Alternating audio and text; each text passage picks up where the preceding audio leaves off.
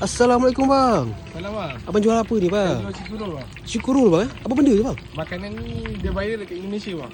Viral kat Indonesia bang. Betul. Dia apa? Isi ayam bang. Oh, isi ayam bang Ni isi ayam ni.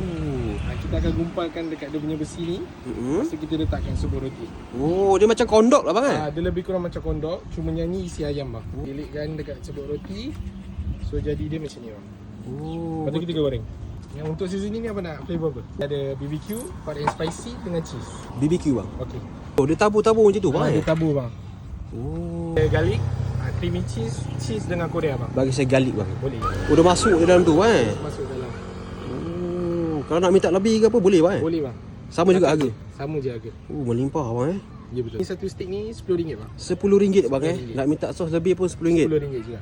Cari kita orang dekat Pantai Kelebang, tapi korang kena masuk daripada ujung lah. Daripada ujung bang senang jumpa. Senang jumpa. Tapak nombor 99 bang. Hari-hari buka. Daripada pukul. Daripada pukul 6 sampai habis. Terima kasih bang Sama.